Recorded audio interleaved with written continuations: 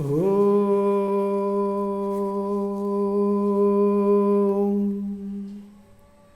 ಶ್ರೀ ಗುರು ಬಸವಲಿಂಗಾಯ ನಮಃ. ಈ ದಿನ ಐದಕ್ಕಿ ಮಾರಯ್ಯನವರ ಒಂದು ವಚನವನ್ನು ನಾವು ನೋಡೋಣ. ನೇಮವ ಮಾಡಿಕೊಂಡು ಭಕ್ತರ ಭವನಗಳ ಹೊಕ್ಕು, ನೇಮವ ಮಾಡಿಕೊಂಡು ಭಕ್ತರ ಭವನಗಳ ಹೊಕ್ಕು, ಕಾಯ ಸತ್ತು ಹಣ ಹೊನ್ನು ಬೇಡಿದೇನೆಂಬುದು. ಕಾಯಕ ಸತ್ತು ಹಣ ಹೊನ್ನು ಬೇಡಿಹೇನೆಂಬುದು. ಕಷ್ಟವಲ್ಲವೇ ಸದ್ಭಕ್ತರಂಗೆ, ಕಷ್ಟವಲ್ಲವೇ ಸದ್ಭಕ್ತಂಗೆ, ಆ ಗುಣ ಅಮರೇಶ್ವರ ಲಿಂಗಕ್ಕೆ ದೂರ, ಆ ಗುಣ ಅಮರೇಶ್ವರ ಲಿಂಗಕ್ಕೆ ದೂರ. ಇಲ್ಲಿ ಐದಕ್ಕಿ ಮಾರಯ್ಯನವರು ಕಾಯಕದ ಬಗ್ಗೆ ಹೇಳ್ತಿದ್ದಾರೆ. ಇಲ್ಲಿ ಯಾರೇ ಆಗಲಿ, ಪ್ರತಿಯೊಬ್ಬ ಮಾನವನು ಹುಟ್ಟಿ ಬಂದ ಮೇಲೆ ಒಂದೊಂದು ಕಾಯಕವನ್ನು ನಾವು ಮಾಡ್ತಾ ಇರಬೇಕು. ಹಾಗೆ ಇನ್ನೂ ಕೆಲವರು ಒಂದು ವೇಷಧಾರಿಗಳಾಗಿ ಒಂದು ಯಾವ್ಯಾವುದೋ ಒಂದು ಧಾರ್ಮಿಕ ಲಾಂಛನಗಳನ್ನು ತೊಟ್ಕೊಂಡು ಕಾಯಕ ಮಾಡದೆ ಆ ಭಕ್ತರ ಮನೆಗೆ ಹೋಗಿ ಭಕ್ತರನ್ನ ಕಾಡಿಸಿ ಪೀಡಿಸಿ ಅವರಿಂದ ಅಲ್ಲಿ ಕಾಣಿಕೆಯನ್ನು ತಗೊಂಬಂದು ಆ ಜೀವನವನ್ನು ಮಾಡುವಂತಹ ವ್ಯಕ್ತಿ ಆ ದೇವರಿಂದ ದೂರ ಆಗ್ತಾನ ಅನ್ನೋದನ್ನು ಇಲ್ಲಿ ಮಾರಯ್ಯ ಶರಣರು ಹೇಳ್ತಾರೆ. ಅವರು ಏನು ಹೇಳ್ತಾರೆ? ನೇಮವ ಮಾಡಿಕೊಂಡು ಭಕ್ತರ ಭವನಗಳ ಹೊಕ್ಕು. ಅಂದರೆ ಅವ್ರು ಏನು ಹೇಳ್ತಾರಂದ್ರೆ, ನಾನು ಇಂಥ ಒಂದು ಲಾಂಛನವನ್ನು ತೊಟ್ಟು ಈ ರೀತಿ ನಾನು ಈ ನಡಿಬೇಕು ಅಂತ ಹೇಳಿ ನಾನು ನೇಮ ತೊಟ್ಕೊಂಡನಿ. ಈಗಂತೂ ಸಾಮಾನ್ಯವಾಗಿ ಅನೇಕ ಲಾಂಛನಗಳು ಧರ್ಮದಲ್ಲಿ ಹೋಗ್ಬಿಟ್ಟಿದಾವೆ. ಒಂದೊಂದು ಧರ್ಮದಲ್ಲಿ ಒಂದೊಂದು ಎರಡೆರಡಲ್ಲ ಅನೇಕ ಲಾಂಛನಗಳನ್ನು ಹೊತ್ಕೊಂಡು ತಿರುಗ್ತಾ ಇರ್ತಾರೆ. ಅದಕ್ಕೆ ಅವ್ರು ಏನು ಹೇಳ್ತಾರೆ ಅಂದರೆ, ನಾನು ಒಂದು ನಿಯಮ ಹಿಡ್ದನಿ,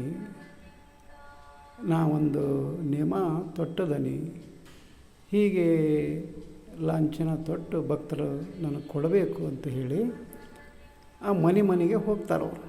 ಅಂದರೆ ಭಕ್ತರ ಭವನಗಳ ಹೊಕ್ಕು ಅಂದರೆ ಆ ಭಕ್ತರ ಮನೆಗೆ ಹೋಗಿ ನಾ ಇಂಥದ್ದೊಂದು ಲಾಂಛನ ತೊಟ್ಟನಿ, ಇಂಥದ್ದೊಂದು ನಿಯಮ ಹಿಡ್ದನಿ ಅಂತ ಹೇಳಿ ಆ ಭಕ್ತರ ಮನೆಗೆ ಹೋಗಿ ಕಾಯಕ ಸತ್ತು ಅಂದರೆ ತನ್ನ ಕಾಯಕವನ್ನು ಬಿಟ್ಟು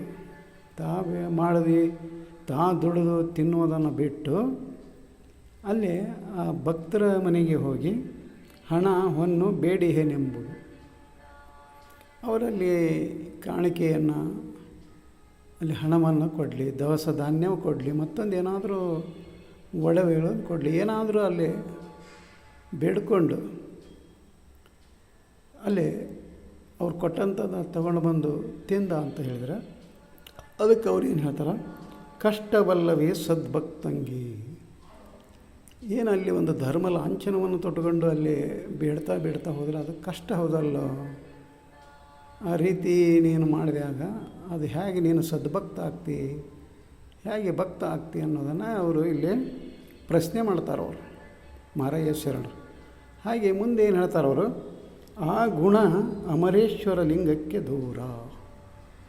ಯಾರು ಈ ಲಾಂಛನವನ್ನು ತೊಟ್ಟು ಮನೆಗೆ ಹೋಗಿ ಅಲ್ಲಿ ಅವರು ಕೊಟ್ಟಂಥ ಕಾಣಿಕೆಯನ್ನು ತೊಗೊಂಬಂದು ಕೊಡದೇ ಹೋದರೆ ಅವ್ರನ್ನ ಪೀಡಿಸಿ ಕಾಡಿಸಿ ಅವ್ರಿಗೆ ಒಂದು ನಮೂನಿ ಭಯದ ವಾತಾವರಣ ನಿರ್ಮಾಣ ಮಾಡಿ, ನೀನು ಕೊಡಲಿಲ್ಲ ಅಂದ್ರೆ ದೇವ್ರು ಹಂಗೆ ಮಾಡ್ತಾನಂತ ಏನೇನೋ ಅವ್ರಿಗೊಂದು ಭಯದ ಮನಸ್ಥಿತಿಯನ್ನು ನಿರ್ಮಾಣ ಮಾಡಿ ಅವ್ರು ಕೊಟ್ಟಂಥ ತಗೊಂಬಂದು ತಿನ್ನುವಂತಹ ವ್ಯಕ್ತಿ ಏನಾದರೂ ಇದ್ದಂದ್ರೆ ಆತನಿಂದ ದೇವರು ಏನಾಗ್ತಾನಂದ್ರೆ ಅಮರೇಶ್ವರ ಲಿಂಗ ದೂರ ಆಗ್ತಾನವ, ಅವನಿಂದ ದೇವರಿಂದ ದೂರ ಆಗ್ತಾನಂತ ಹೇಳಿ ಇಲ್ಲಿ ಐದಕ್ಕಿ ಮಾರಯ್ಯನವರು ಈ ವಚನದಲ್ಲಿ ಹೇಳ್ತಾ ಇದ್ದಾರೆ.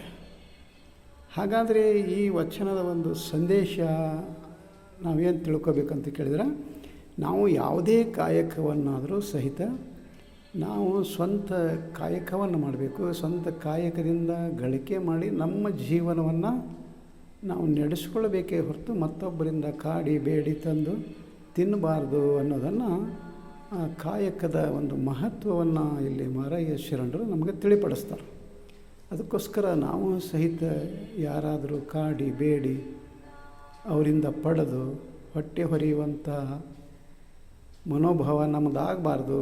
ನಾವು ಒಂದು ಕಾಯಕದಲ್ಲಿ ನಾವು ಕಾಯಕವನ್ನು ಮಾಡಿ ಒಂದು ಜೀವನವನ್ನು ಸವಿಸಬೇಕು ಅನ್ನುವ ಒಂದು ಜ್ಞಾನವೂ ನಮಗೆ ಬರಬೇಕಲ್ಲ. ಹಾಗಾದರೆ ಅಂಥ ಜ್ಞಾನ ಒಂದು ಬರಬೇಕಾಗಿತ್ತು ನಮಗೆ. ಮತ್ತೆ ಅಲ್ಲಿ ಅಂದರೆ ಶರಣರ ವಚನಗಳನ್ನು ಓದಬೇಕಾಗ್ತದೆ. ಶರಣರ ವಚನಗಳನ್ನು ಓದಿ ಪಚನ ಮಾಡಿಕೊಳ್ಬೇಕು. ಆವಾಗ ಆ ಕಾಯಕದ ಮಹತ್ವ ನಮಗೆ ಅರ್ಥ ಆಗ್ತದೆ.